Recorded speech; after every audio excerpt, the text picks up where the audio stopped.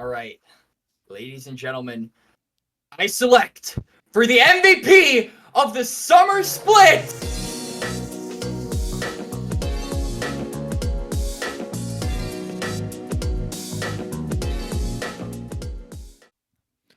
What's going on, everybody, and welcome to another episode of The Salt Mine. This is Season 4, Episode 6. No, Episode 6 was last time. We were on a good Gordo's streak at it for a while again. there. You know what it is? My favorites here has, for some reason, Season 4, Episode 5 is like popping up in my frequently used folders. But that's 2 episodes ago. We're on Season 4, Episode 7. But more importantly than the number is the timing. We are here for our post-regular season All-Star teams, which is always a super fun episode. Usually gets us a little bit more out of our regular audience. Usually hits some other websites, and yeah, it'll be a good time to talk about some of our favorite prospects as maybe some less familiar audience members are trying to gear up and get involved for NACL playoffs, especially with more eyes coming into the NACL, given that it will be a actual path to pro, more explicit path to pro, and that you can promote in starting in 2025. So we've got our 8 playoff teams, we've got our 2 relegation teams, and we have first, second, and third all-star teams for each position for summer 2024. What else haven't I said? I'm Gordo. This is TDS Slayer and Quax. Welcome aboard, everybody. We got the full squad here. No guest this time. Sorry, Yanni. We'll reference your picks from spring a little bit, but apart from that, it's going to be just the regular cast.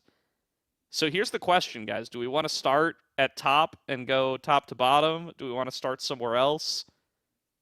What inspires you? We just go from top to jungle to mid all the way down. We talk about, what our 1 through 3 is. We can kind of put it out there for us to see, and then from there, I would say we debate. I'm down. This is a big stance position because Yep. I can make the obvious joke that we should start with support because it's the least valued position, and then I'm going to get flamed for saying support's the least valued position. Come on, It's okay, Slayer. I'll say it for you. Support is NACL, come on. the least valuable position. We can start from there. Thanks, We've TDS. got to start really controversial and then go down. But we don't know each and other's then lists. We pick it don't know back what's up going to be again. controversial. Let's just do top down. You guys both said you But want to I do know top top down. is going to be controversial. We'll do top down. We'll do top down. That sounds good to me. We could have discussed all of this before we started recording, but that's okay. That's okay. This is as good a chance as any to kick things off. We're going to do it in a much more logical order this time. We're going to start with our first team, then go to our second team, then go to our third team. It's fun to do the later reveal thing, but everybody having to be like, "Oh, I have that player, but higher, and I can't tell you." It's stupid. It's stupid. We're not going to do that this time. It's not. It doesn't make for a good show. So let's start off with top lane. Let's reveal our first team top laners, and I'm prepared to record them all and get a little bit of a consensus list going at the end of the day. TDS, you want to lead us off? Who's your first team All Pro top laner? First team, I honestly have a little bit of a hard time with the top lanes because I feel like the competition with top lane was much closer than I would have initially gone with. Like, I think that the difference between top lanes wasn't that big, which is a good thing, maybe for accepting AoE, which was a dumpster fire.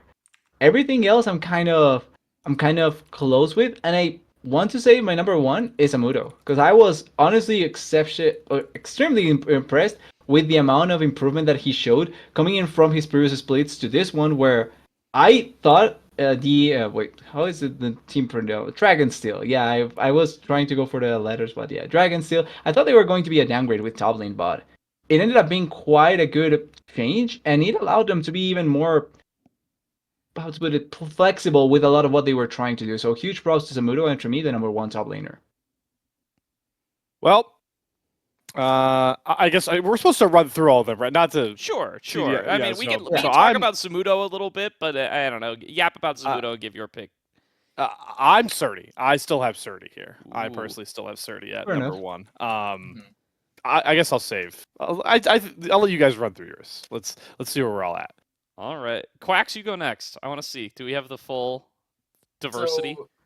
So yeah, I went Zamudo number 1 as well. I agree with TDS. I think No, I think on top of, I think, while it is important to consider the team that he is on, Dragonsteel was the strongest team in the regular split. They're looking like the favorites to win it all. So you could say he has, good players surrounding him, but I agree with TDS's point that this is the guy that really had a big question mark around him going into the split. Like everyone was sure that Spyrax would do well, Yuji would do well, Scary Jerry would do well, Zyko would do well. There was not a lot of expectations. Really, there was no expectation on how Zamudo would do because no one really knew. And I think he really shut those naysayers up from week number 1 when he actually played against Surdy, and he did exceptionally well. So from there, I think it only got better. And I think he really came out with a bang and kind of continued firing throughout the entire split. All right, well, I love Zamudo. I think this is definitely his best split ever. He leads the league in solo kills, of course. He's got as few resources as anyone and still, I think, does really, really well for his team. He does play for the best team. He's a major contributor on that team. I think he also has his own kind of little pocket meta going on with like the Udyr and the Poppy. He plays those more than anybody. I think that's really hype too. I do have him at number 2. I guess this is going to be a controversial pick. I have Jenkins at number 1. Ooh, I should have okay. seen this Yeah. shit coming. Okay. I should have seen right, it we're coming. gonna start I doing- also, I will say, if you want to, because you're doing the consensus, I do have Zamudo at 2. So Okay. I have him too as well. So Yep, he's yep, not. He's top 2 for all of us. If we want to just get that one out of the way, since you said it. He's top 2 across the board, and I think definitely deservedly so. Jenkins, I think, just stands out to me as just really, really performing incredibly well in the individual lanes. He's on average further ahead than Zamudo is. He gets very comparable resources, but I think it's a lot more influential in the team fights, and some of that comes from the picks he has. Right, he really gets a lot more Kennen than anybody else. Obviously, it's Jenkins, but I think he really demands a lot of draft attention with that pick. I think that makes him super valuable, and I think he's just been locked down. I think he's really had a lot more consistency in lane this split than almost any other time we've seen him. I think this is the best split we've had from Jenkins, at least in a while, if not ever. And yeah, I will admit, I'm like kind of consciously trying to not just put Dragonsteel in first team All Pro for every position. Yeah. So Yeah. Boring. We gotta get some I hot cut takes. myself I off. respect I have it. a couple of Dragonsteel players in first. I had to cut myself off somewhere. This is somewhere where I did it. I took the chance to put Jenkins higher. Well, it's the spring flies all over again. We just have to see Yes. where we Well, caught the first so- team players. let me ask you this then, Gordo. You So may. I think what, at least in my mind, and maybe TDS can back me up on this, about what makes Zamudo number 1 in our eyes and makes Zamudo potentially, number 2 for Slayer, is that it feels like Zamudo, when he was on Wildcard, obviously he had, issues, right? There were things regarding, I would say what Zamudo's biggest strength was on Wildcard was that he had hands. This was a very mechanically gifted top laner. Zamudo has always had that going for him. Outside of that laning phase realm, though, it seemed like he kind of struggled. Maybe that's a byproduct of being on Wildcard and having not as, proficient teammates that he does on Dragonsteel. Or maybe it's just the fact that, at least in my mind, he just wasn't growing enough. And I think really what made the difference was Niles being able to coach him. I think Niles really succeeded at shoring up his weaknesses in the mid to late game because he's very present, specifically around that side lane. I think Zamudo is probably the best top laner in the league around playing through sides. And I am willing to defend that to the grave. I think he soaks up so much pressure simply by himself. So do you think that when it comes to pressure as a top laner, a role that is kind of infamously known for having a lack of pressure, especially in this meta, do you think Jenkins is better at that specific facet of play? That's hard to call because I haven't gotten to see this version of Zamudo in kind of other metas. I mean, I think he has, like, because even in the wild card days, right, he would have like the Poppy, or he would have, what was it? I think it was just like he was playing a ton of Ornn one point on wild card, and I think he had a phase like that on AoE as well. Like every top laner has that phase. Yeah, like because he's kind of gone through. It's not like the weak siding is new to him. It's just the not constantly dying when he's not on like a tank that's kind of new to him.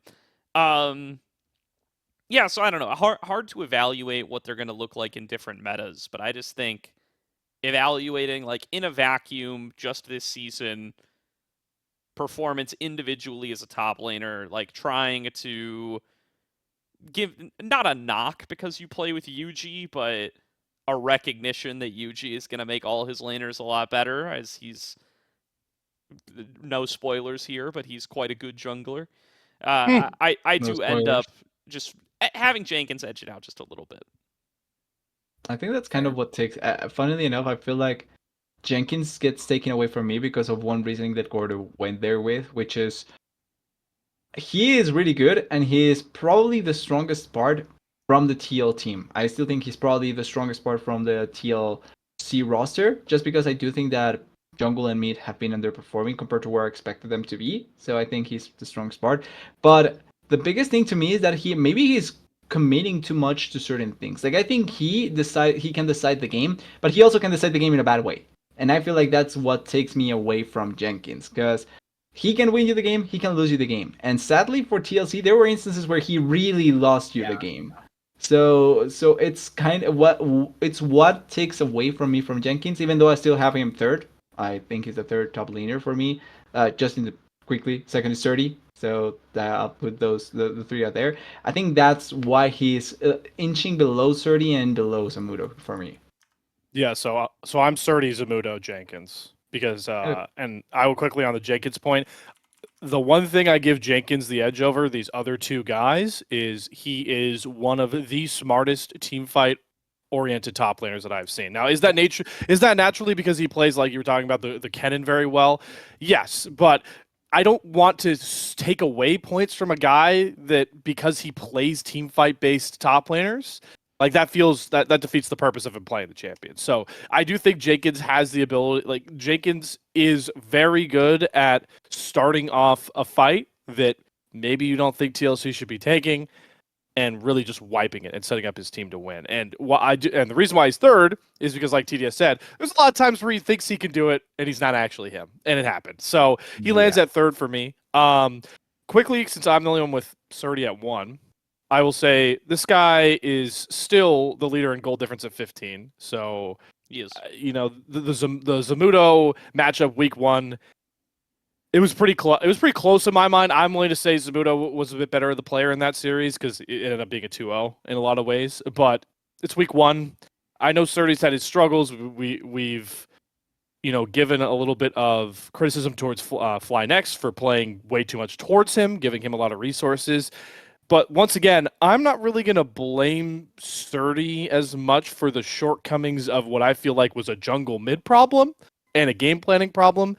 I still think this is the Surdy that is, has that killer instinct, can win you games, always wins lane, has a unique champion pool. He's the baseball equivalent of a 5-tool prospect that I don't think we're going to have to talk about as a prospect anymore. And I still think he showed it even if Fly Next had a year that was a little bit down compared to their already pretty high expectations.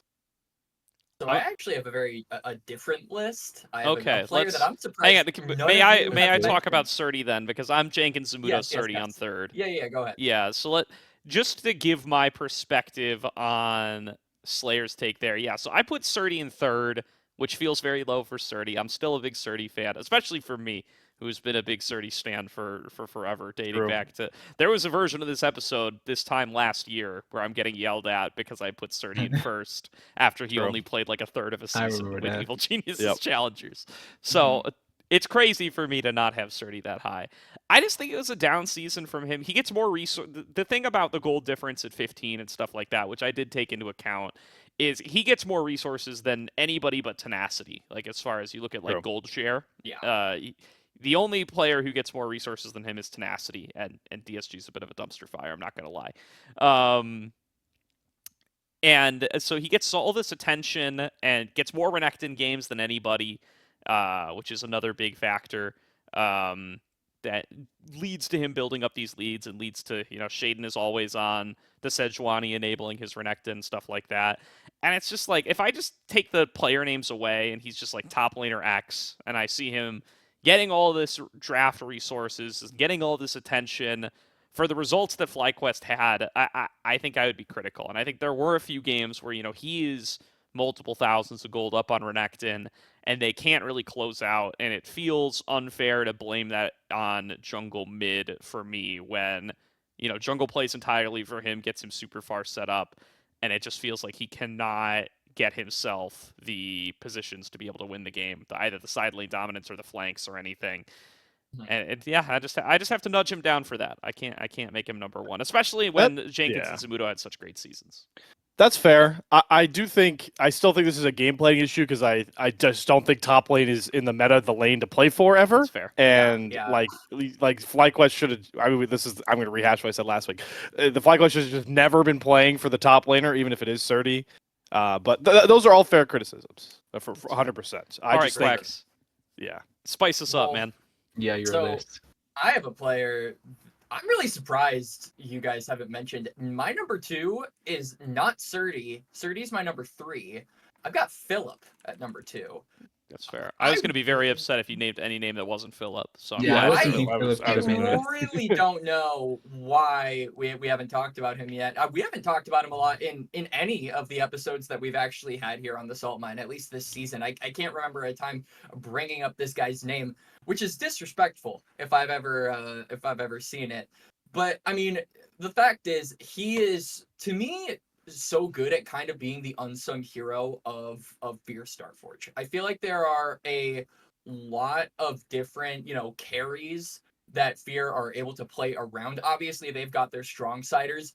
Philip usually isn't one of them, I found. Usually whenever Philip gets a lead, it's either by himself, but I think really what Philip's best asset is being able to play around his jungler so well as a top laner, which is not something top laners usually do. Usually, we were just talking about Surdy, it's the other way around, right? Whereas I feel like Philip has done really good at enabling his jungler, roaming where he needs to be, tanking up a lot of pressure, and just when laning phase is over, when it's time to team fight, Philip is always relevant no matter what. And it kind of shows in the stats as well. Like, this guy doesn't die. He averages like less than 3 deaths a game, which is crazy, which is almost more than anyone else in the league.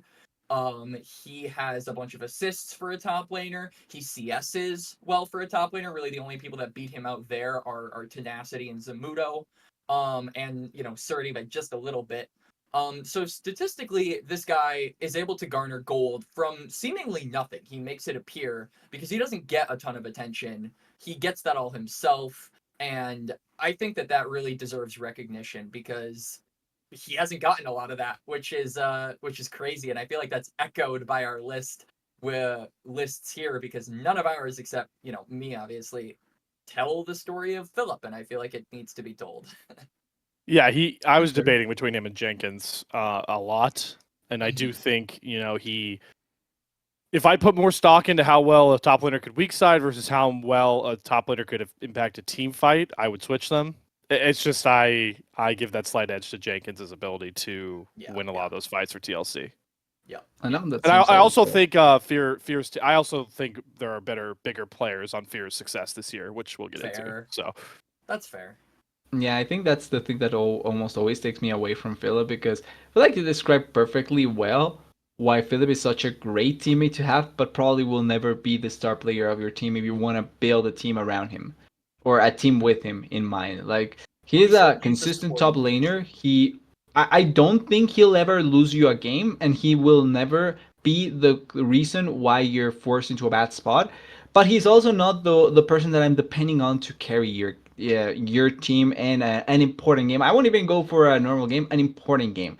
That's a thing that I think takes me away from Philip and why I value Jenkins' aggression more, because even though Jenkins can throw you the game away, he is the reason why TLC got a lot of their wins and why we can talk about TLC in the spot that they are instead of being closer to the 8th or 7th spot instead. Because TLC wasn't necessarily that great, and I think a lot of that banks on Jenkins being able to play that well.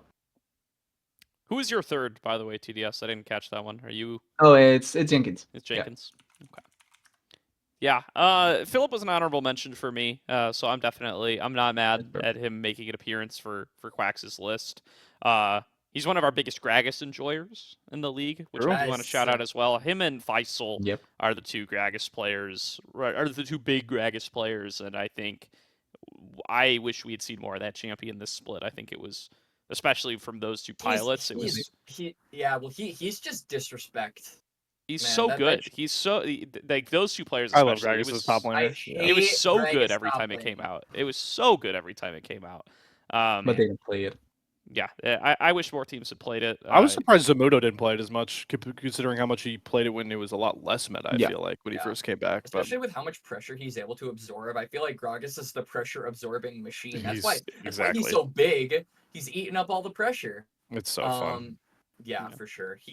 He's the beta top laner though. You know, real men in the top lane. The weak side with Cassante. The beta males though, they go for Gragas.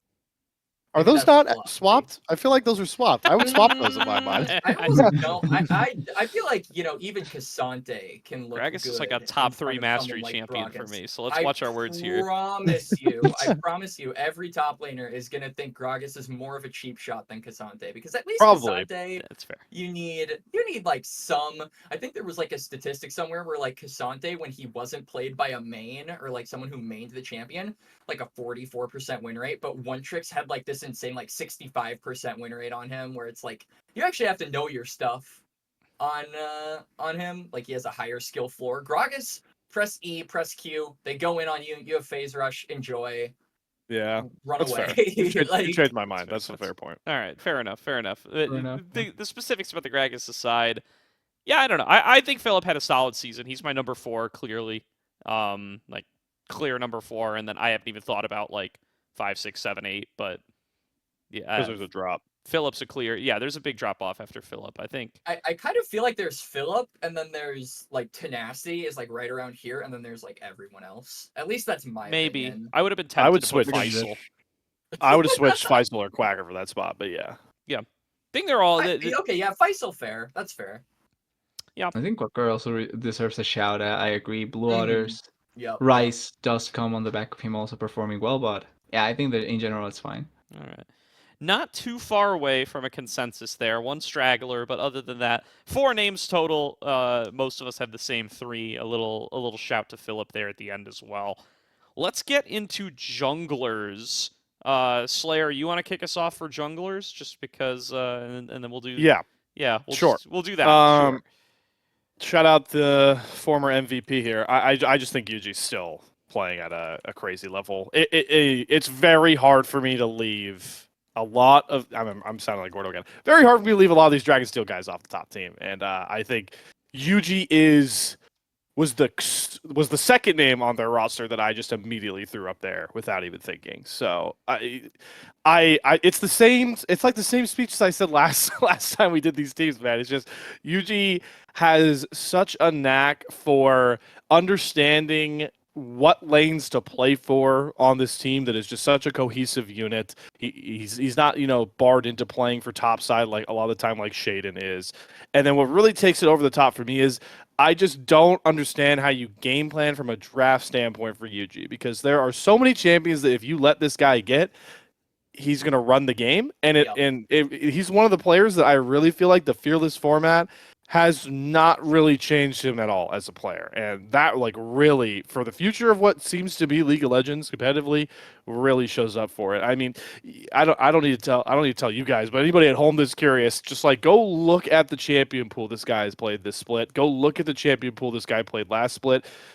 It's very, very exciting to see. And I know there's some snags with Yuji's, if I'm not mistaken, Yuji's one of those players. Is he technically an import, or Yes. or he's not? Yes. So that's He's that's in the, unfortunate. Yeah, that's the unfortunate snag up with him, and promoting up to the next level. But that's not what I'm not going to dock points for him on that. From a skill level, this guy is very much deserving of a spot competing at the top level in North America for me, and it's almost I almost feel like I want to give him this one more than the last one, because the ability to show consistency of play speaks honestly more volumes than his last year's performance, where he won most valuable prospects. So, I just think Yuji's a cut above almost every jungler in this split.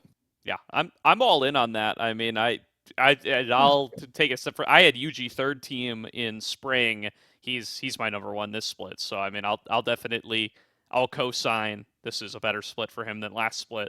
I'm pretty happy to say that. Yeah, dudes. I mean, just to highlight a stat here. I mean, his gold difference at 15, massive, like over double the second best jungler in the league. He is constantly building out his own leads. I did a little thing this split. I tracked MVPs given out. The broadcast wasn't 100% consistent on assigning MVPs, but when broadcast didn't give one, I gave one myself. UGA ended up with 6, which is more than anybody else in the league. Just wanted to call that out. Okay. That's a good shout, and I would agree if not for the clear number one in my eyes. Shaden, obviously still the best jungler in the league. Wow. It's what I would say if I was still in spring. Obviously, it's not Shaden, not even close. He just baited us. He did. Man. It's like got Quax rolling over there. all right. Yeah, I mean, I no, love not even Shaden, close. but Shaden, he was here, he fell here, and luckily, I like how Shaden was in spring. But this time around, I still think I agree with everything said with Yuji. The only thing for me is that I think the other jungler that should be pro play or be playing in pro play is the number one for me, which is XU. I honestly think that's my number so, 2. like, he's so good, and I think he has much less to work with than Yuji. Not to take away from Yuji, but I feel like Dragon still has this thing that Barca Mudo, their laners win by themselves. Not saying that Yuji doesn't help, but like I can see Spyrox winning by himself the mid lane or doing something important. I can see Scary Jerry and Psycho completely dominating the bot lane and doing something important with that. When I look at what FearX has, their games essentially go from XU to Ablaze Olive. And if those two are connected, FearX can win any game. If any of those two are missing, I don't think FearX has a lot in them to be able to push over the line. And I think it was shown against Dragonsteel. Like, it was way too dependent on those two. Particularly, I would say more on XU being able to go against Yuji effectively for them to be able to take away games. And that's why I think XU, to me, has a tad bit more value, just because I feel like he's doing really well with a much lesser, not much less, but like with less than what Yuji does have. Still, it's a close first and second. Like, I think you can move those two around and it would be completely fine. Really quickly, since XU is my number 2, I want to throw in this point. I want to keep in mind, I don't think everyone realizes this. This patch was actually really far away from XU's champ pool. He does not play AP junglers. He was like the Vi, Jarvan, Xin Zhao like destroyer, and he still looks like, and Lee Sin, right? He still looked. To be fair, who does play AP junglers? Like, there's like no. My number 3 is Keel. I think Keel is a super deadly duo with Roamer all season, especially a big turnaround from spring. Frequently builds his own leads, has great stats in all those departments. He's super responsible too. This guy never dies. I think it's underrated how little he dies compared to most junglers. Like, he has the second lowest death rate among junglers, second only to Yuji. While on a team that was under 50% game win rate. Like, they're losing more games than they're winning, and Keel is still just like he is just never getting caught. He's, other than in the fights where they lose the game, Keel is rock solid the whole way through. He just picks his right moments. He's never getting picked. I think he had a huge comeback split here, and I am happy to put him third. And games. So I told myself after last week's episode that I was potentially going to pull a spring Gordo here, but the result did not go the way I wanted to. If CCG had stayed out of relegation, I would have put Kryra here. I would have had Kryra as rookie of the split. I think if Blue Otter hadn't made a run to 5th, I had no belief that was going to happen. So yeah. So I was CCG losing means I never had to make that kind of battle. Yeah, so I really nearly wanted to put Kryra here after his first week subbing in, but no, I have Kenvi here too. I think the way TDS described how Fear finds success with Exu and Blaze Olive is the way I look at Tosi and Kenvi a lot here. And I do. I'm glad that the take that I had at the start of the split. I think I nailed Supernova's spot too. I think I had him fourth. I'd have to go back and look, but I did, say Kenvi and Tosi could be a really good duo, as Kenvi can kind of be the rock or like the leash for Toasties, on raw potential. And I think they show that a lot in a lot of creative ways in the Fearless format. So I'm going to put Kenvi here as well. I have Kenvi at 3. I also have Kempi at 3. I don't know. I just think he like the mid jungle duo. I agree with your point, Slayer. I think it is really effective.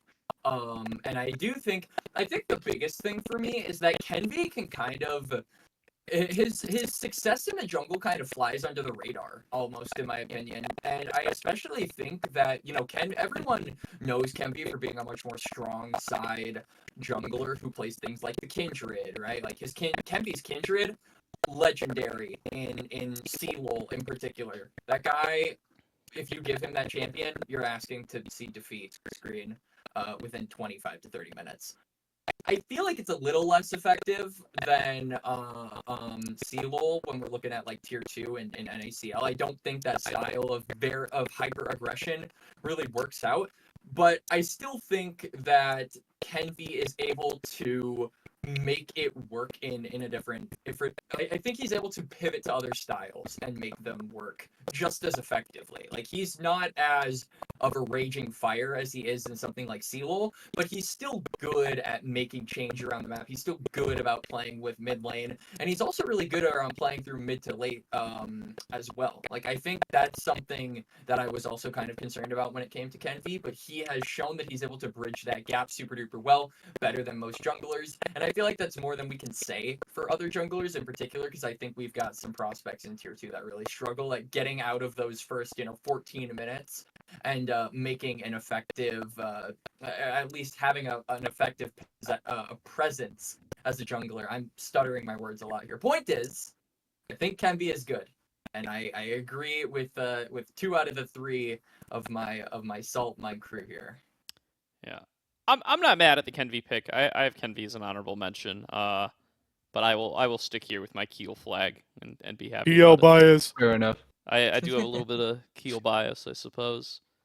All I right. said TL bias, but yeah, Keel bias also. Oh, TL bias, perhaps. We'll see. We'll be done with TL players before too long. We're running out real fast. I think we are very much TL players who are going to get now. This is where things get a little bit spicier here. I do think this was mid lane was really hard for me, which means I have to kick it off.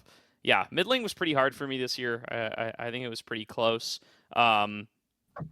I come very close between number 1 and number 2. My number 1 ends up being a Blaze Olive. Okay. I think he's frequently super ahead. He does not get counterpick often, but he's got a massive, massive impact on the team. That doesn't mean he gets a lot of Corki games. Don't get me wrong. He plays more Corki than anybody, but he's fantastic on that pick, fantastic on all the picks. I have 4 MVP games for him, which leads all mid laners. I think he was very, very good. This split came back with a big fire, a little lid under him, and did perform very, very well. Yep.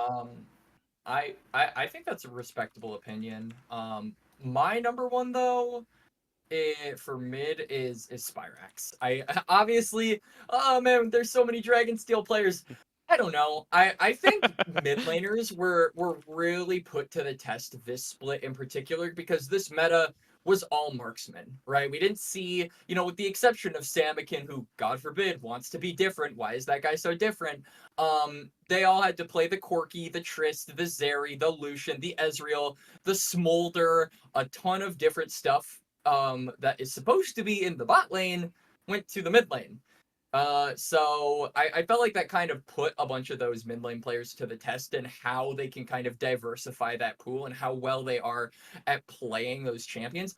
I don't necessarily think Spyrax was the best, but I do think that he was the most consistent. And I think that is something that a lot of mid laners lacked this split. One game they could be popping off on Tristana or Corki. The other game they could have negative presence and they could have been in base for all I care. So I felt like Spyrax certainly, like one of you, I forget which one of you mentioned earlier, he just wins lane, right? Like he's just automatically able to win lane most of the time. And I think that is part of what makes him super appealing, is that he's consistently good in that early game and kind of can use that pressure, can use that goal difference that he gets to just kind of plateau onto the rest of the game. Which is kind of a luxury I think most other mid laners don't have, but it's something that he has, and because of that, I feel like his job is a lot easier, and he's able to do it effectively. So for me, he's number one. So I'm also with Spyrax.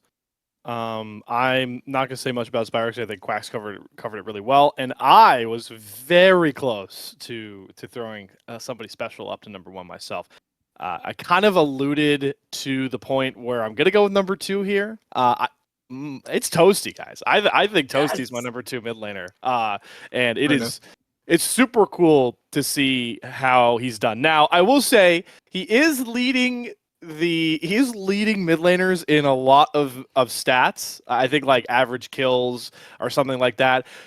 Toasty, I hope you sent a thank you basket to Winthrop University for that one, because the dude had 30 kills in 2 games against Winthrop. Totally ballooned the That was crap rude. out of the Yeah, stats, by the way. I mean, that 18, he went 18, that 18, 2, and 15 Zeri game against Winthrop probably just uber inflated this guy's stats a little bit. But hey, you know what? He had he had 33 KP in a game of League of Legends. That's pretty nuts, in my opinion. Yeah. What does it for me for Toasty kind of is something that I've talked about with a couple other guys. Toasty, obviously super cool prospect to talk about. He bursted onto the scene last time, gets the promotion to a better roster.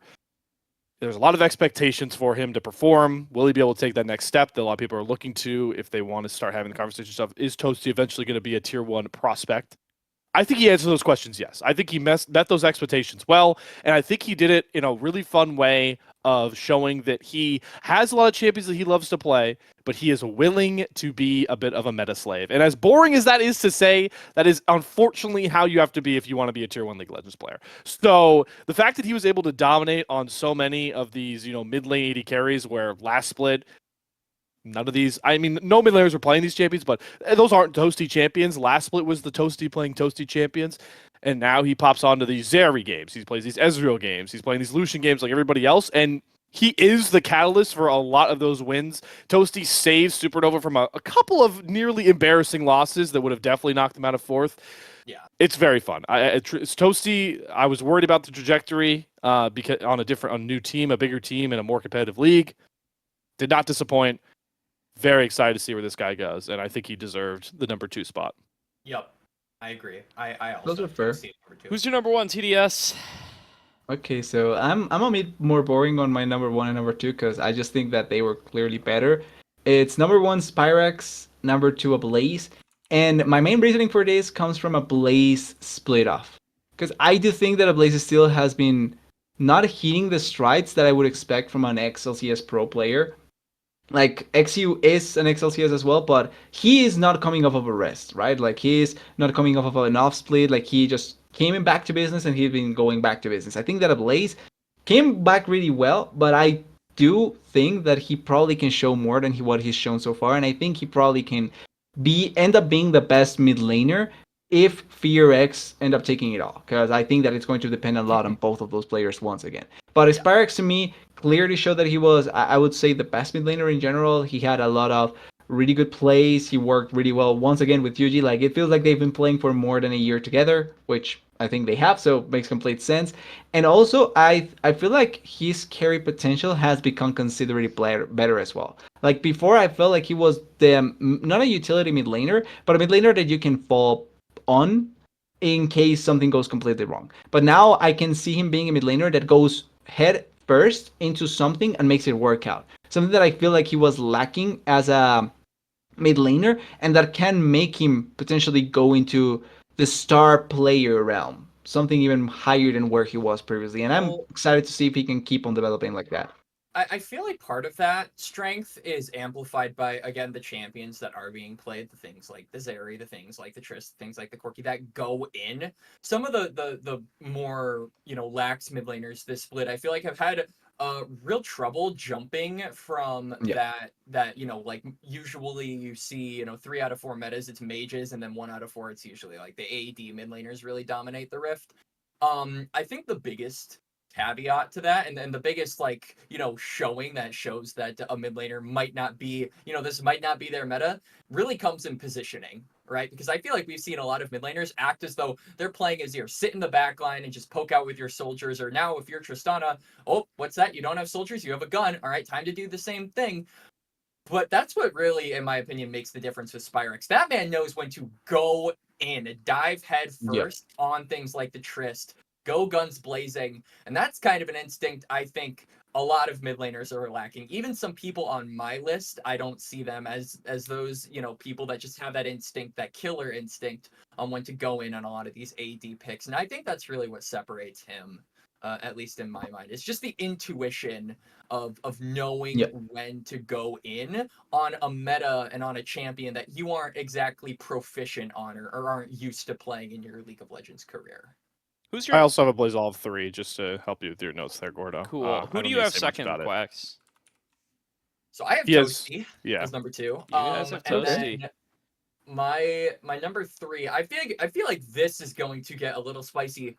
I don't have a Blaze Olive in the top 3. Wow. All right. I actually, Interesting. you know what, Gordo? I'll take the reins from here. I really, really, really thought Roamer was an interesting mid laner this split, because I said Yeah. Spyrax might not have been the best on the AD mid laners. I think that title goes to Roamer. I think it really showed that he's really good on the Tristana. He knows when to go in, similar to Spyrax, but the difference to me, as I kind of alluded to in the jungle, is that he's playing on a not as efficient team. I think he had some really impressive stats as well. He had like a very high gold difference at 15. He had like, I think the highest first blood average of any mid laner. So this is a guy who just likes to kill people in game. But that just shows that he loves to go aggressive, and in this meta, aggression really is key. So I attribute him to that killer instinct, just that intuition on when to really pull the trigger. I think Roamer did that really, really well this split. So he gets my number 3 vote. Yeah. I'm with you, Quax. I have Roamer 2, Spyrax 3, actually. Okay. Maybe I am a Wow. TL fanboy, Huh. damn. But only Not in being the NACL. allegations this time. Needs Only to in be an there. ACL. Yeah, I mean, I don't know. I feel like we're letting Roamer slip by a little bit on this list. This guy's still the best laning mid laner in the league. Like Quax was saying, he's got the best gold difference at 15. He's got the most solo kills. Quad left, and Roamer picked up the pieces there pretty quickly. He was already number 2 last split underneath Quad, and now he moves on up to number 1 in his absence. He dies a little much, I will say. He when we're dies talking a lot. about people who find their moments to go in, he finds moments to go in, not all of them good, but I do also think somewhat his hand is a bit forced there. It's hard to tell. It would be an interesting experiment going forward to kind of ask, like, is Roamer like too aggro of a player, or is he like recognizing that his team is outright throwing games constantly and is like trying to make the solo carry play? That's the question, and it's a question that we may very well never answer, because I would bet money right now on Roamer not being back next year. Yeah, I don't know. I just don't think he's paid off for the import slot, and he's getting paid an LCS wage, by the way. He's on the global contract database, so Yep.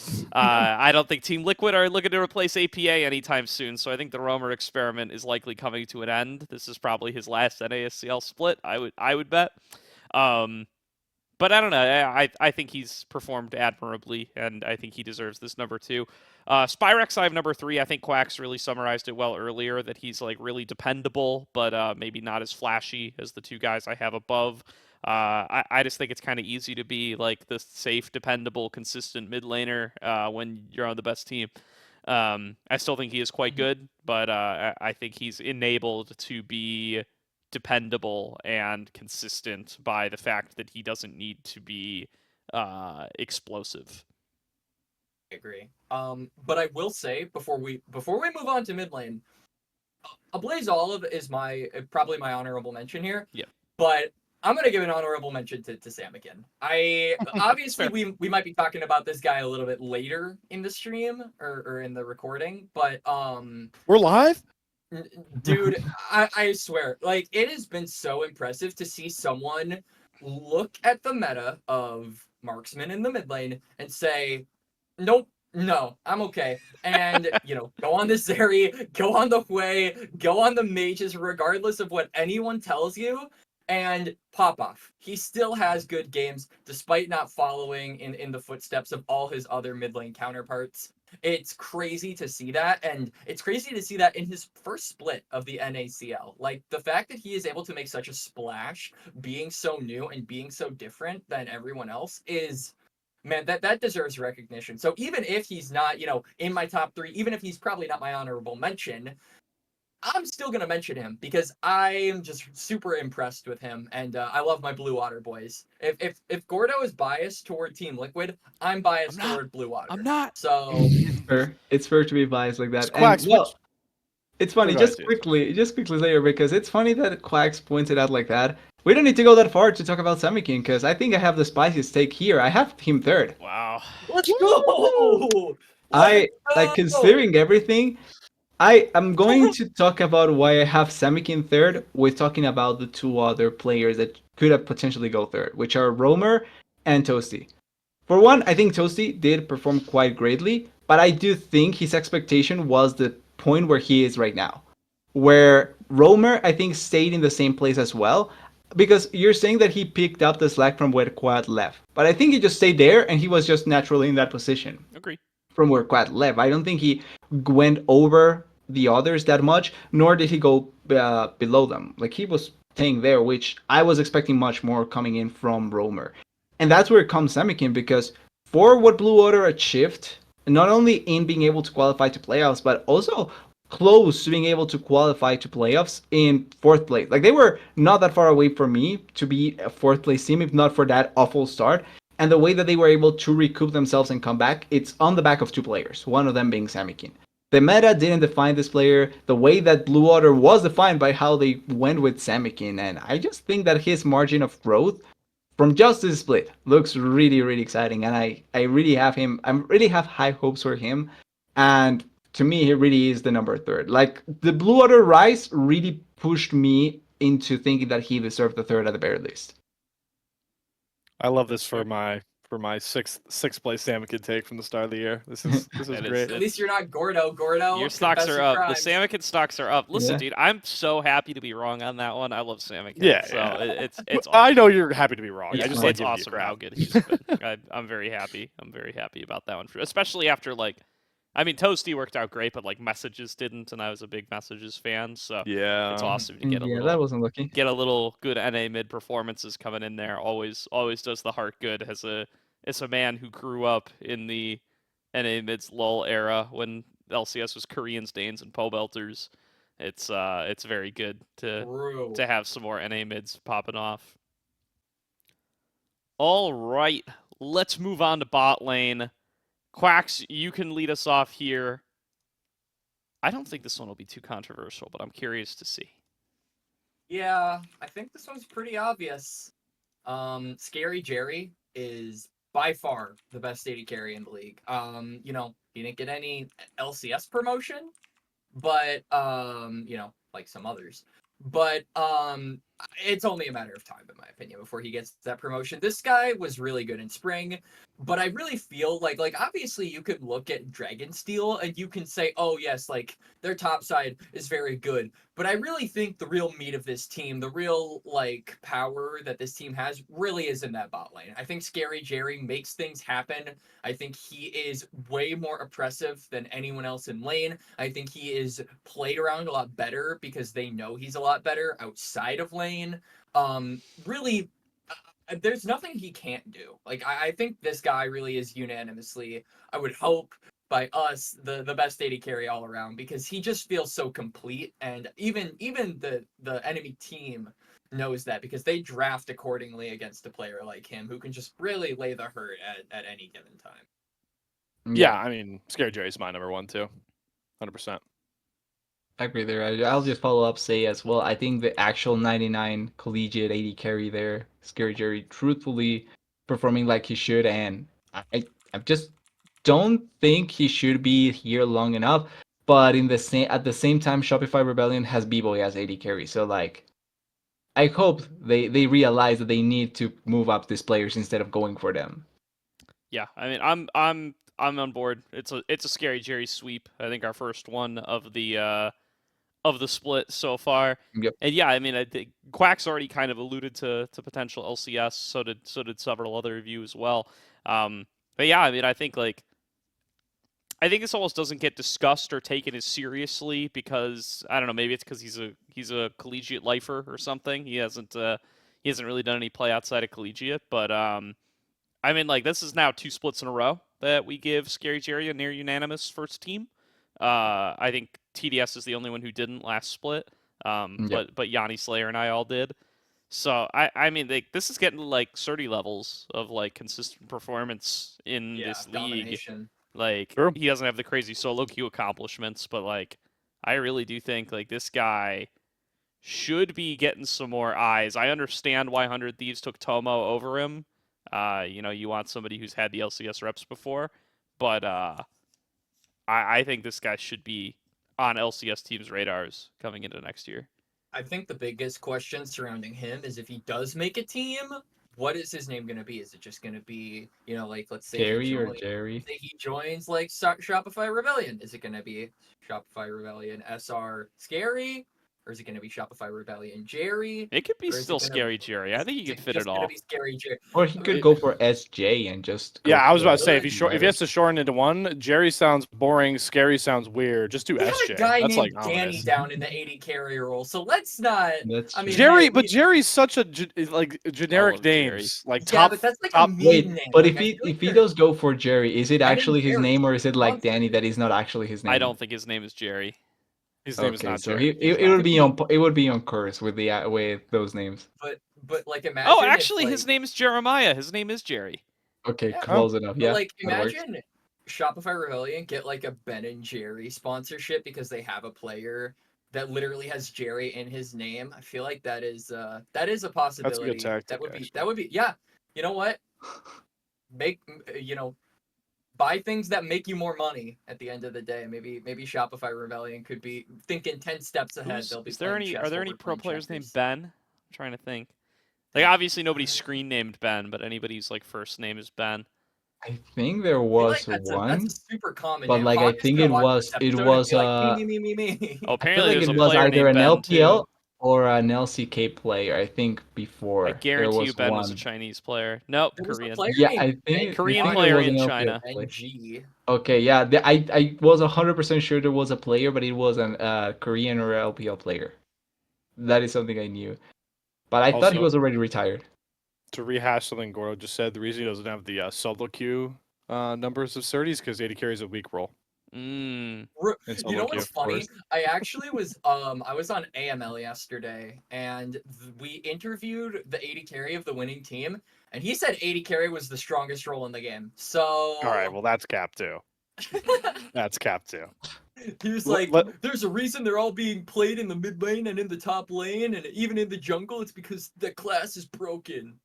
That All right, And man. that you know man's what? based. As a jungler, That's- jungle is Yeah. weak. 80 carry is strong. You heard it here.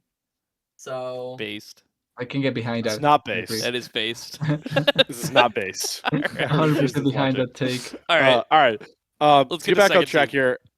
Yeah, so second, I'll go second team because I actually think this is a clear pick, and I'm glad that this is being rewarded. I gave him third team last year. I was the only one to give him third team last year. I think Sajed is 100% the second best 80 carry in the NACL right now. The stats back it up. I Yep. think his play backed it up. I think there were a lot of up and downs with a lot of parts of Fly Next. It was never Sajed. And I am very happy with his trajectory going so far. I don't think there's much more I need to say.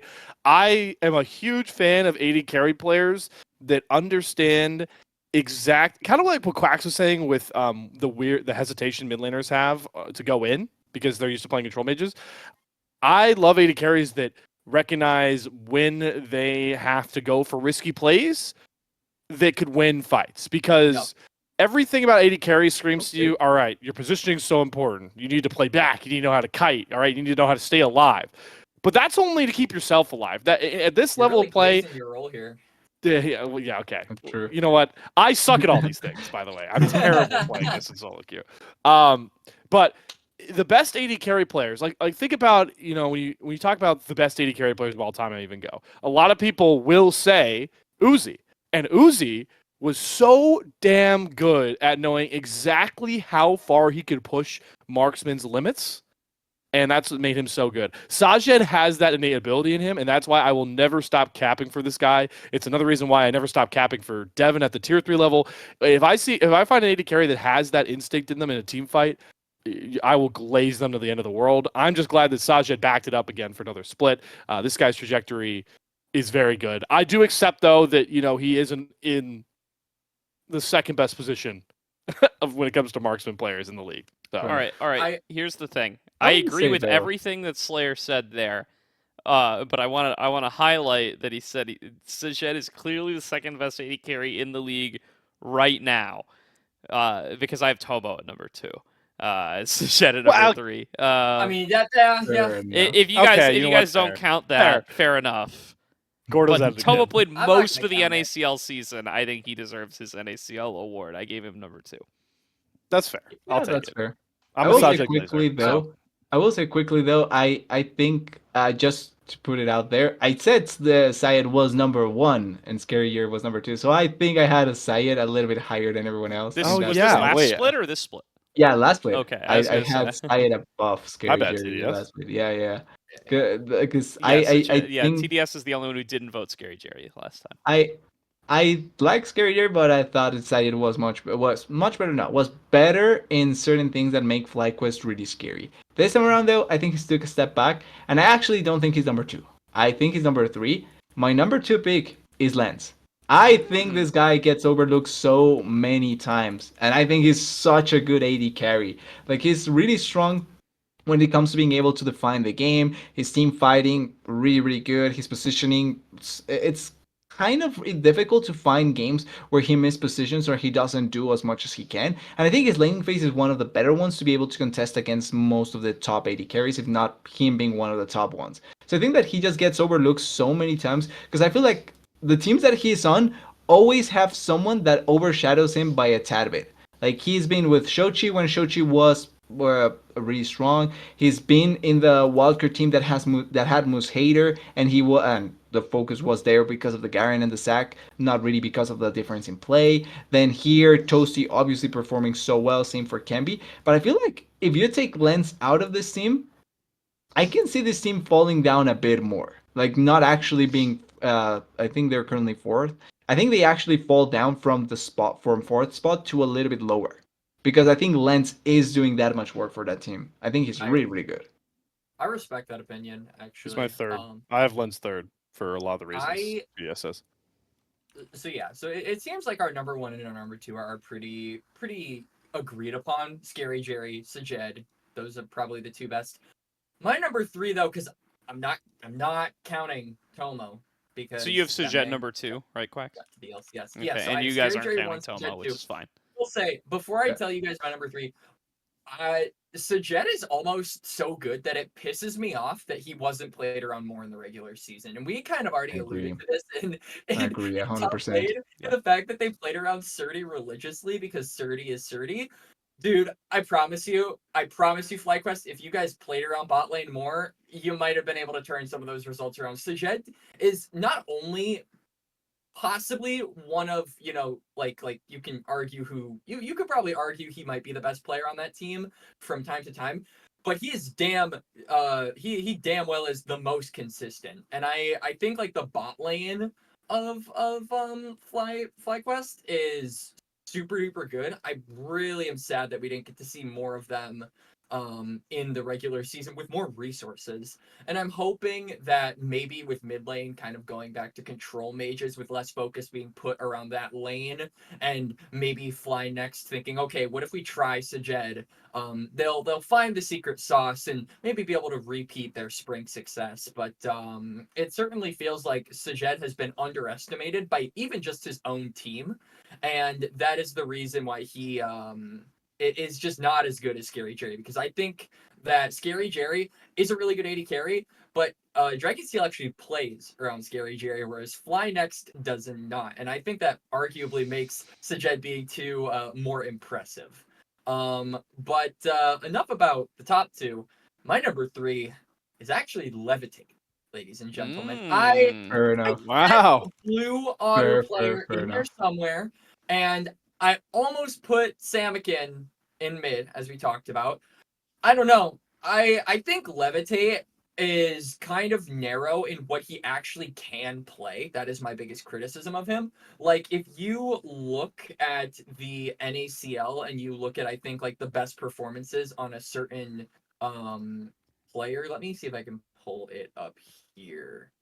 I think Levitate, yeah, so the best farm and just like the best overall like gold accumulation by a player, 3 of these are Levitate, and it's by a Jinx, a Zeri, and a Zeri. So he certainly has his champions, and he certainly has his way of playing, but it's super impressive to see that he is able to consistently lane and keep up in gold with some of the best in the league as a new player.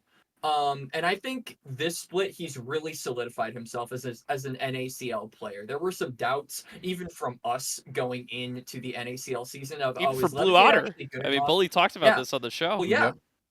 But like particularly around Levitate, because he was a newer addition to that Blue Water squad after they promoted up, and there was a lot of questions about him.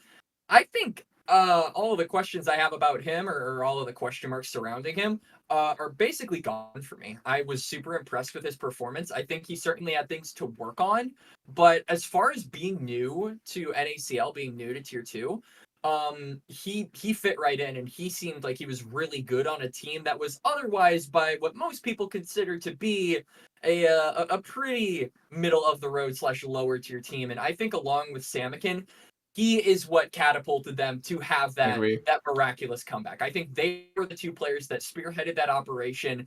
I would say Music was kind of the hilt to that sword. I want to shout him out a little bit, but I think that that Levitate with some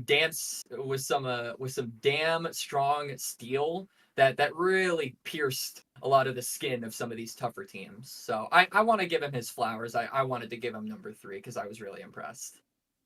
I respect that.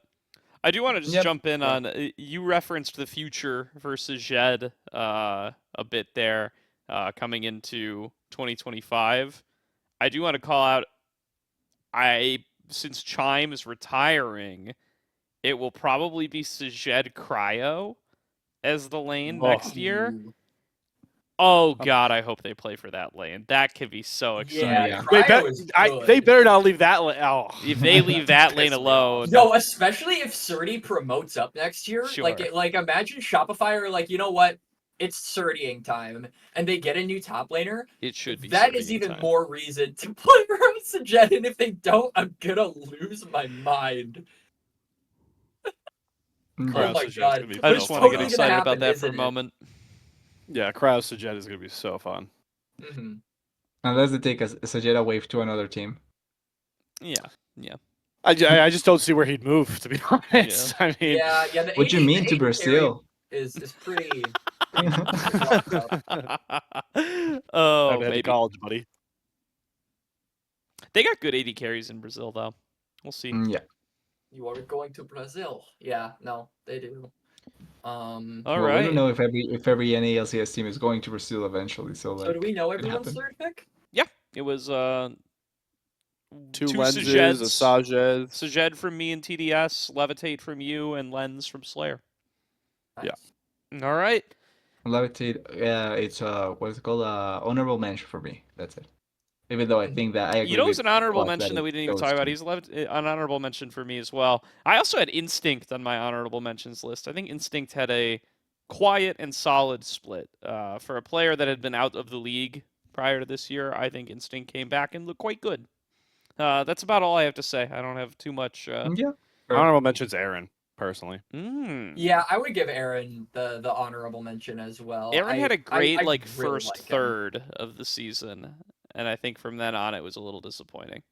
Yeah, I'll agree with you there. The other shout out I want to give on Lens is Lens has like the craziest champion pool out of all the does. 80 carries. He's like playing the most different stuff. He's drawing Callista bands, which is a thing, a trait that he shares with only Scary Jerry and nobody else. Only those two really draw all the Callista bands.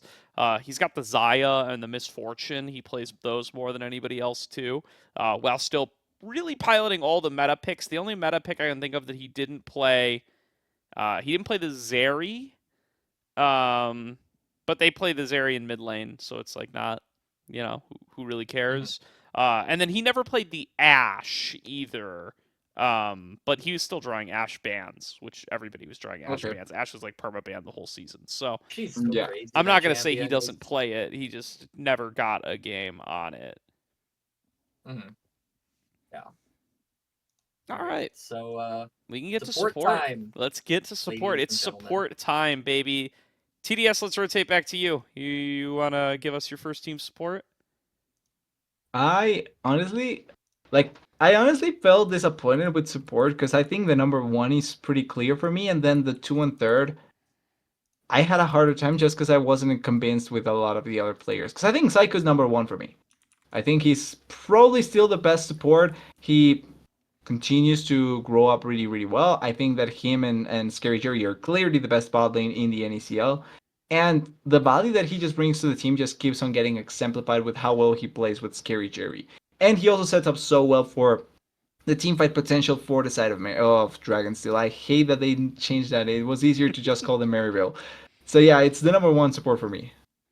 Yeah, Zyko's clearly number one to me. I just think I didn't want to say it because it would give away the answer, but the Scary Jerry Zyko bottom lane once again is just bodying everybody, and it holds up in statistics. It holds up in all this stuff, and it's really cool for both of them. I still think more Zyko because I quite literally could go back and find recordings of me questioning if Zyko was even good enough to play in the NACL like a year ago, and then he had his Probably summer the same for split. Scary Jerry too. Or, yes, yeah. Well, I definitely was super critical of Zyko. I was more critical of Zyko than Scary Jerry. Maybe that's the 80 carry man in me.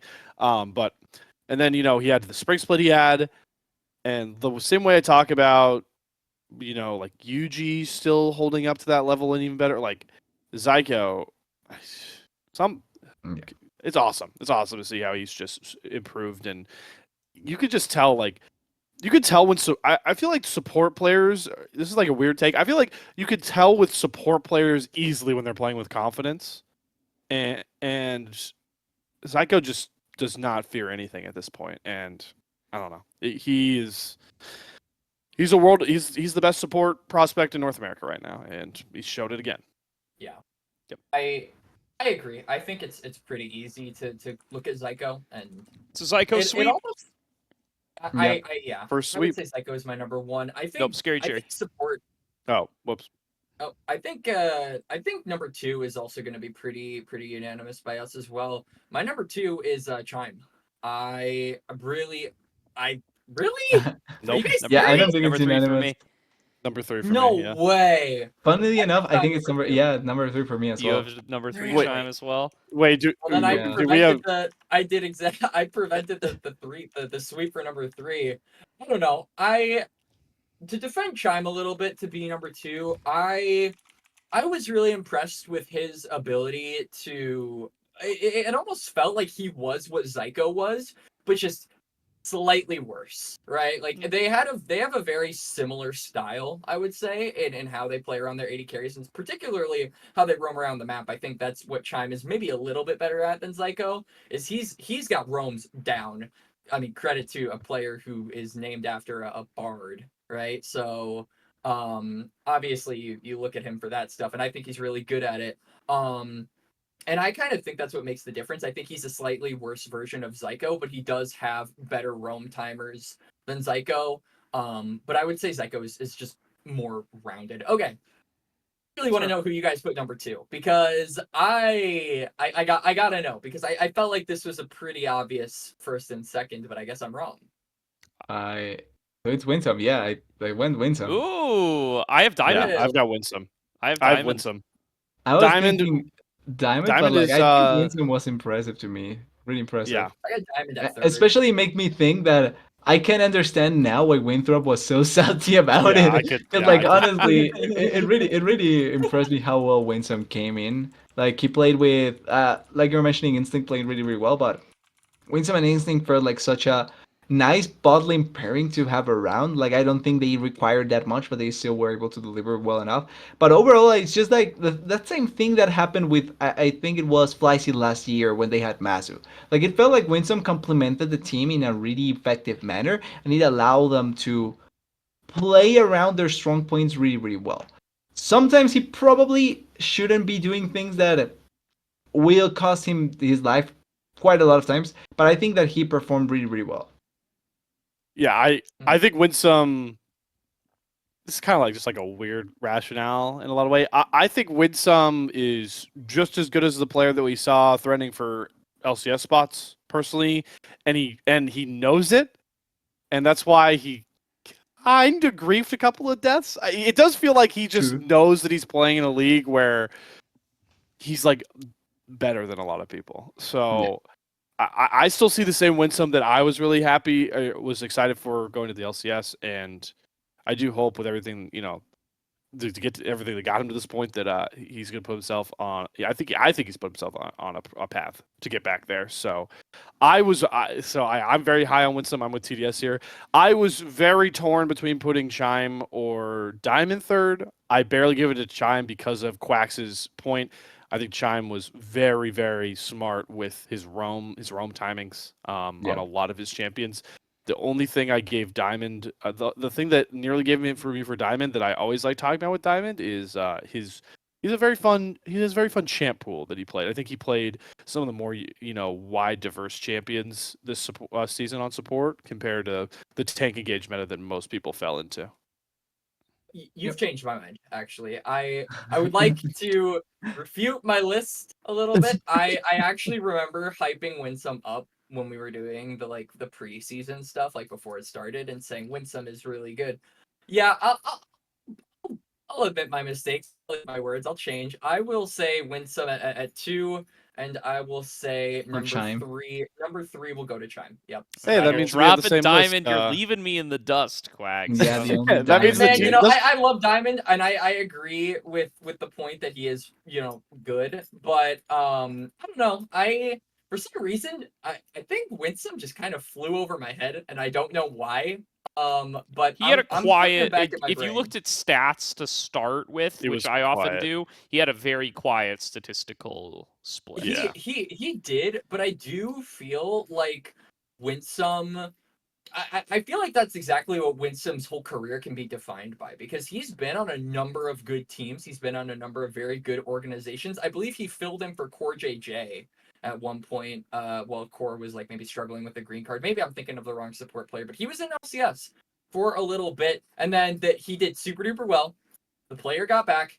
He immediately got removed, and he's gotten screwed over more times than I can count, but has always managed to stay consistent no matter where he is, and stay as a person that can be relied upon in a role that most people don't consider to be very flashy. I think Winsome has done a really good job at making his mark around the scene in a role that's difficult to do so.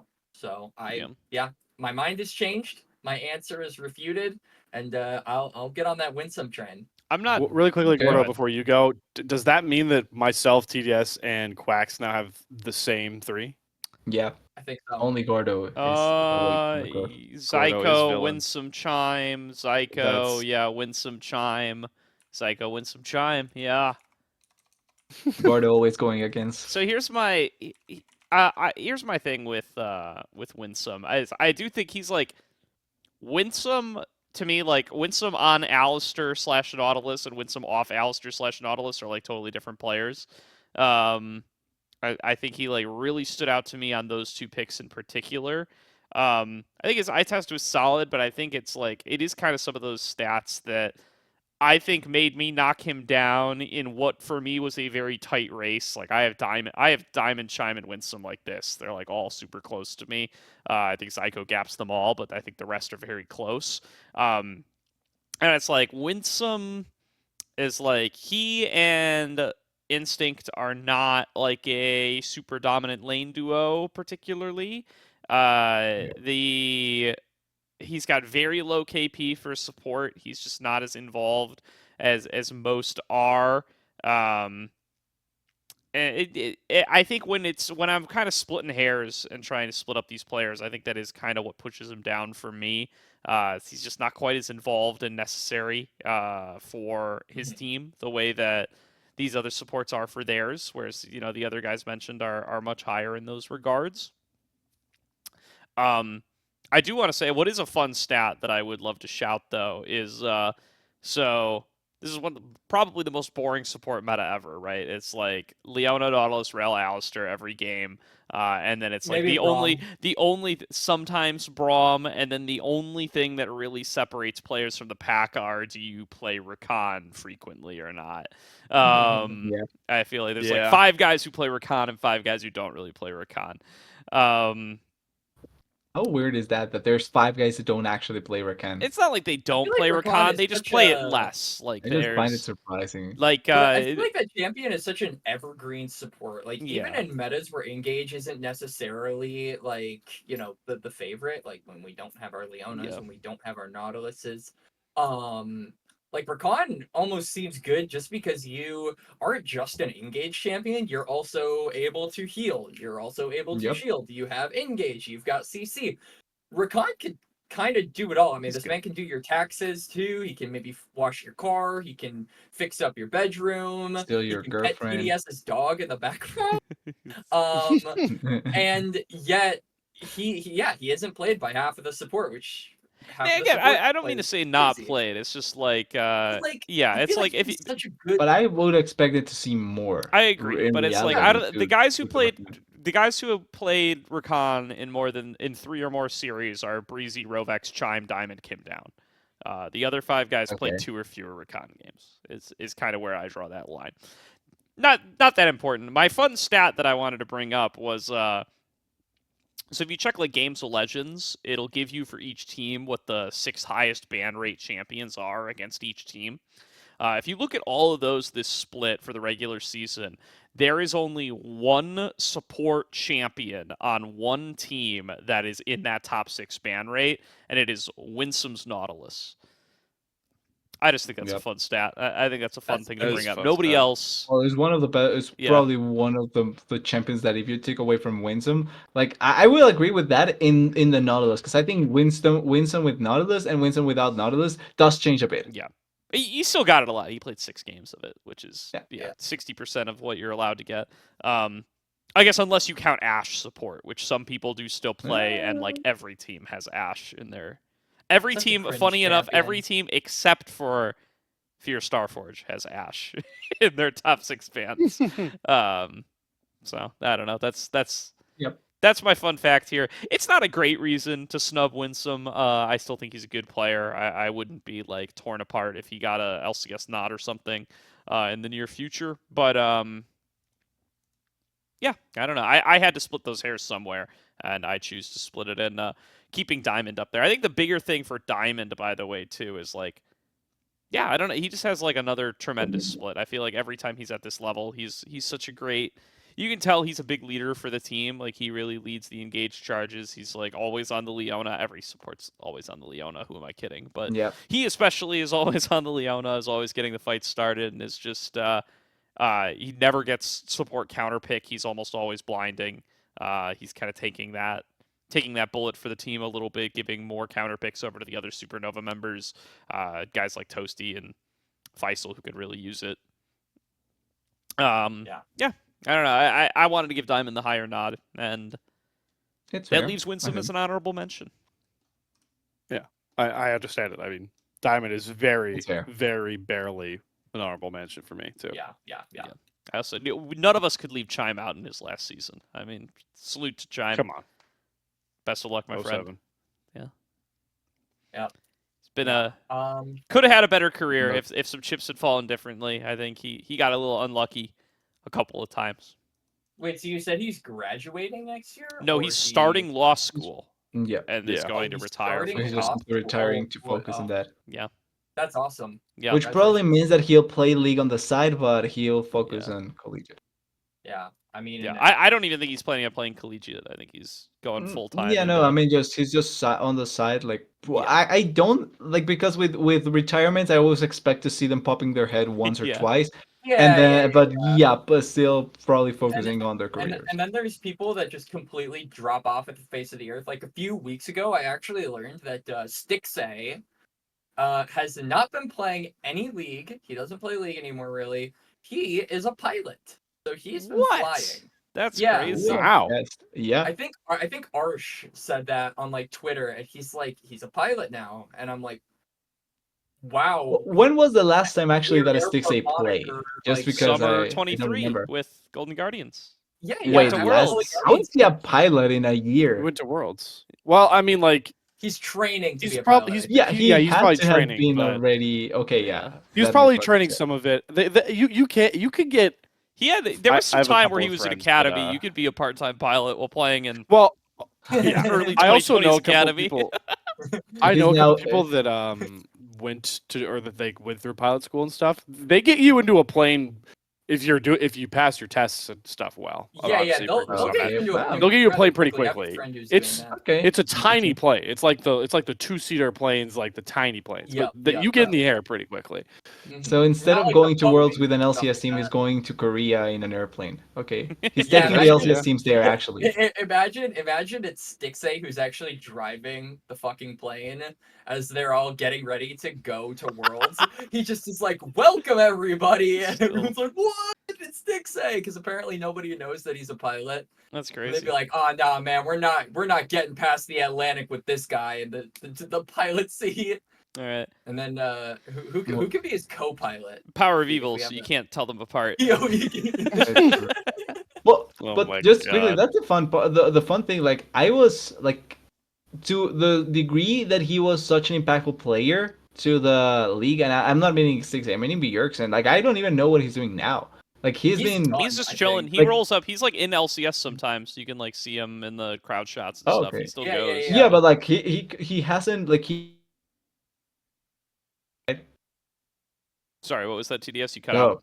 No, yeah, no, like so, like he hasn't shared anything that he has been doing No. for a while now. I So think like he's he's trying just, to live a honestly- life out of the seriously, like, spotlight. yeah, I mean, when he did retire the first time, not the second time, there was some really funny stuff that he did though, like sharing like stuff behind the scenes. I don't know if you Yeah. guys ever caught the like, what was it? Where it was like the tri-cast between like Meteo, Sneaky, D-Lift, and then Bjergsen would join on for a couple of episodes, and then they just told some absolutely crazy story. Man, everyone says that like League now is absolutely like the Wild West. I don't know what you're talking about. Back then, it was No, like back was there was much no more scary. rules, no regulations, no laws, no God. Like everything was just well, insane. you just need to go back and watch the Beyond the Rift streams when it was Skara, Yeah. Cutie Pie, and when they brought down, those were golden. Oh Those my were God. those were actually great Refranchising with stories. the Wild Wild West. That is Yeah. a Awesome. given, Mhm. obvious. No, yeah, I don't know. Bjergsen's got like fuck you money now, though. He could, he Yeah, can, yeah. he can rich do whatever as he wants shit. for the rest of his life. I'm sure he made bank. Mhm. And he And he's, deserved it. isn't he still technically or did he actually sold from TM Sam? I don't hope remember. he sold. I pray that I he hope sold. I yeah, hope he sold. I probably hope would have that been man much cashed smarter out. choice. Doesn't Although have that TSM is fucking still money like they that own a Gordo lot of talked stuff. about. They own a lot of websites and stuff. I think they're still valuable as like a. Mhm.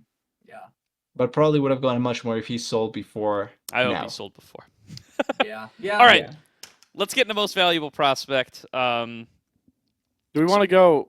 Well, Well, do so we want quick that to be thing, the quick last note one? on most valuable prospect, and I love the NACL guys. I don't mean to clown on them too hard, but we're not doing any of this stupid like project how many wins they'll get an LCS team in 2 years that they say they do every year. I hate Yeah, their no. criteria. It's so made up. It's so fake. My MVP, Yeah. you guys can do whatever you want. My MVP is the player who I think played the best this split. I don't know. Yeah, So- I agree. I Do mean, we but want to should do? Do we want to do most valuable prospect last compared to the 3 we have, or I'm just going off of how I everybody does those actually think we should, because awards? I feel like MVP of the entire split is probably the most. Sure, we can do prestigious. MVP last. I'll move it down. I thought it was going to be like MIP or rookie MIP MVP. Yeah, I thought it That's how I was was thinking Sure, about it. let's rookie. do that. Yeah, same here. I like that All right. more. I like Also, that. I think rookie's going to be quick. So I think so too. Yeah. I don't know. I have a first, second, third for rookie. I have a first, second, third for all of these in case we want to like combine our votes and make an official salt mine Oh. list. If you guys Oh, don't, it well. doesn't matter. we can go about it. Sure, We'll you just you play start by us ear. off, We'll Slayer, see. because I actually just realized with the 5 rolls plus the 3 awards, we could each start twice. So Slayer, if you start here, then we're good to okay. go. My most valuable prospect. No, you're or rookie of the sorry, split. My most my rookie of the split. Broke my rule. Rookie of the split is Samikin, and Samikin I believe it should be the consensus one. And I've said it many times. I've repeated it on many streams I've done. I've repeated many times this split in the salt mine. But it is very fun to watch a player go from playing a stupid, I don't want to flame ourselves, a less prestigious Risen Champs fall split a year ago. And, me and Gordo sitting there like, this guy's pretty good at these control mages. And he's kind of giving messages a little bit of a run for his money. And now he's finished higher than Messages ever did in the NACL less than a year later, playing champions that are just not on the meta, and documenting his grind, streaming all the time. It's really cool to see. Who were the other mid laners in that league? I remember because it was Messages was on the CCG team that was basically lit, right? Yeah, And it then was lit. Who else was in that? Oh, I guess Rollick was on CCG Futures at the time, right? Yeah. Okay, yeah, so I guess the only Rollick, real big name there was Messages, but still. Yeah. But it's awesome to see. For people that were close to the tier 3 scene, all of us around the tier 3 scene, and now sky's the limit, man. Samikin keeps this grind up, and the meta's going to swing back towards him. I don't think we'll ever see a meta that's as much anti-Samikin as this one. Yeah, that's fair. Which just makes it so damn exciting. Wait before we get tanks in the mid lane. Like I would quit the game, TDS. Yeah. Like Orange Scion mid. Oh yeah, that's where it's at. The insanity meta. No, I mean, dude, Samikin. There's just too much to say about this player. I think, I was having a really tough time debating on who would be the rookie between Samikin and Levitate, actually, because I think the rookies at Blue Water really are the ones that deserve the award.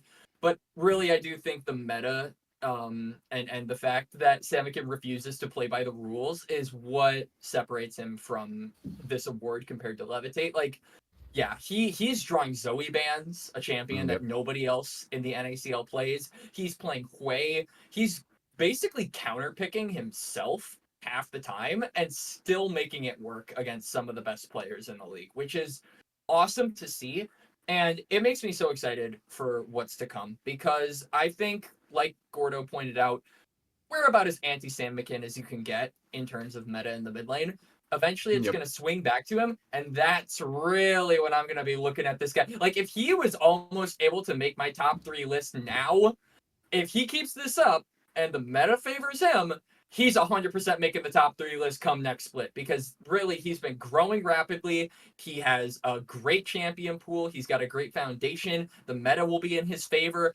It's Samikin season in 2025, and man, I am all there for it. I am his number 1 supporter through and through because I think he's just so good. He's so much fun to watch, and there really is no debate that him and Levitate should be the ones getting this award. I think.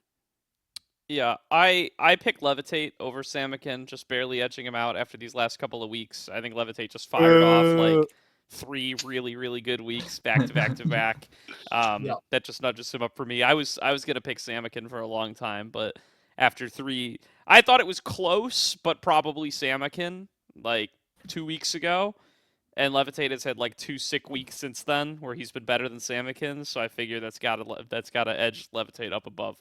So yeah, my top 3 are Levitate, Samikin, Kryra. So yeah, but I agree with everything that was said about Levitate or about Samikin. I just think Levitate really turned it on towards the end here. He got a nod for top 3. He got an All Pro nod out of Quax.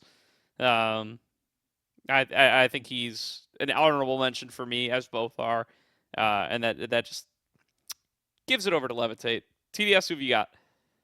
I'm on Samikin's side. Like I already Okay. propped him up to be my number third. My Yeah, third he leading couldn't have hitter, said so yeah. anybody You else. have to. You kind of have to. Although, to be fair, Quax had Levitate in his All-Pro and I not did. Samikin, and he I still picked did. Samikin. Which is allowed. Yeah. Exposed. I assume Oh, everybody God. has Kryra third. If either him, Should it'd be. be either him or Yeah, Crimson. yeah. If I had to get a Kryra. third, I would say Kryra. Or I guess it could be Um, Denethor. Yeah, for a minute I was like, oh, it could be Yukino, but then he's been in No, can't be tier 2 Yukino. before, He played on so 100 Thieves. yeah, yep. I forgot about Can't that. be Yukino. But in Can't all be honesty, Instinct. yep. In all Nope. honesty, though, it's to me, I really would have liked to have seen Crimson actually like on this list because like on the CCG squad, like Slayer knows this. We covered their Swiss stage and we covered a decent portion of them come summer OQ2, last year, and Crimson was probably the most improved player in that tournament because he had a lot of doubts with him in like the spring of that year, and then he came in, he was picking Olaf, he was solo killing everybody, soaking up more pressure than I think anybody I've ever seen in the top lane up to that point, and really was just unanimously one of the best top laners in the league. And a lot of people were super excited to see him. Oh, he's gonna breeze through NACL. He's gonna go to the LCS. I feel like this split was a little bit of a slouch, a little bit of a snag, but I do have confidence in his ability to come back from it because I do think he is a very promising young player still, despite everything. That's fair. All right, let's move on to most improved player. These are not necessarily excluding rookies, but players who improved the most from, I guess, from the last split to this split, or you could say from like preseason to now, whatever your criteria are. I kind of don't lean think a you should little have a bit rookie. more into the last split to this split criteria, Yeah. and for that reason, my most improved player is Zamudo. Yeah, it's clearly Zamudo to me as well. I don't think you should pick a rookie. It doesn't make sense to me. I think it's from one split to another. Agreed. Zamudo, you can use the argument. Oh yeah, he played around. For me personally, he played around 4 other first team All Pros. So it doesn't. Only No, 3 this for guy. me, baby.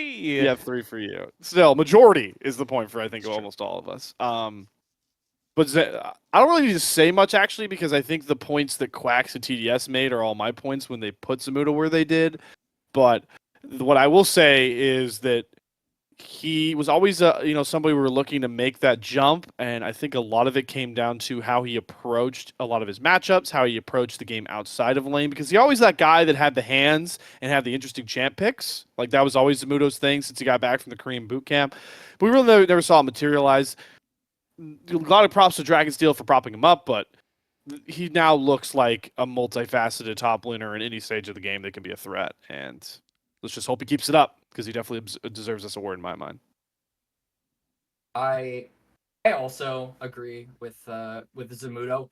There was one player though that I kind of wanted to put at most improved, and someone that when I was looking at the stats sheet initially, there was one player that kind of blew my mind, and I didn't put him even at the top 3, but I was like, holy crap, this guy has some insane stats under his belt. And that was Skytech actually. I looked at the That's a support fair stats. one, actually.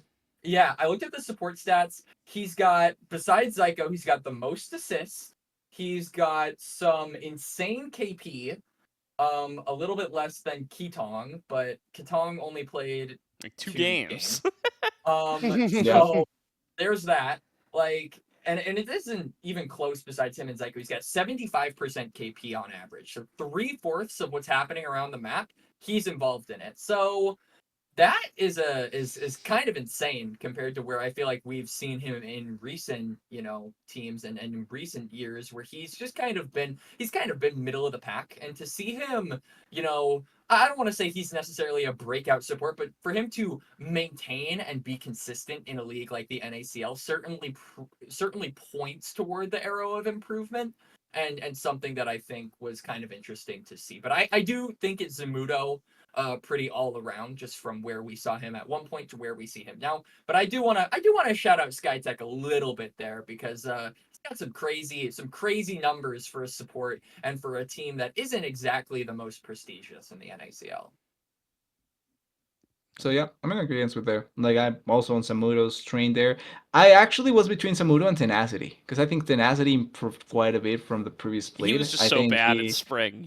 yeah, he really was not that guy in spring. So the improvement for him really did come through. But I feel like the biggest difference maker here has to be where really both of these players are with their teams. Because I think Samudo improved, but he is an important part of Dragon still to a certain degree. Like obviously he's not over the other players, but he is an important part of what makes the team really good. And it's not easy to come from a top laner that has been so consistently in a team for so long, like Niles, and be able to provide the same utility, if not maybe provide something that Niles never really had, which was flexibility in some of the picks that he provides. And I think that's a really nice thing to see from Samudo, and hopeful to see him improving more.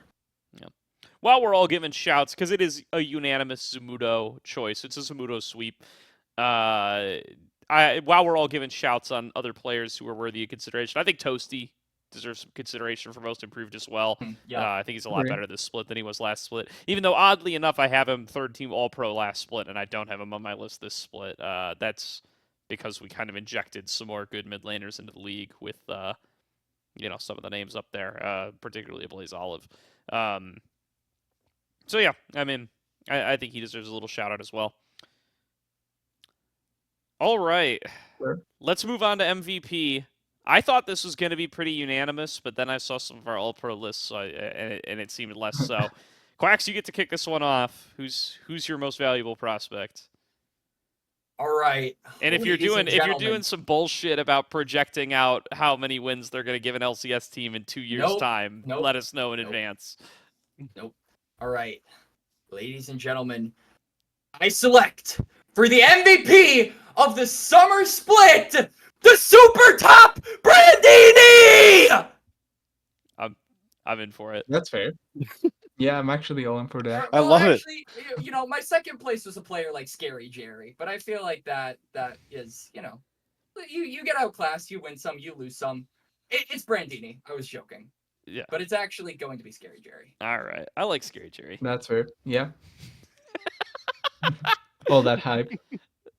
I loved it. I just love that his entire house just heard him scream that. That's the best part for me, to be honest. That's gonna be fun. All right. Have fun editing that. I will. Rotate around as TDS. What do you got? You got So I was between two players, which is XU and Scary Jerry. I usually am all in for mid laners, but like I still don't think if I go for Spyrax would be fair. So it's between XU and Scary Jerry for me, and I inch closer towards Scary Jerry than XU. Because I do think that he's just simply the best outright in his role compared to like XU, where I can make an argument for Yuji or XU. I think Scary Jerry is just simply the best outright in his role. So it's just deserved that he gets the MVP for me.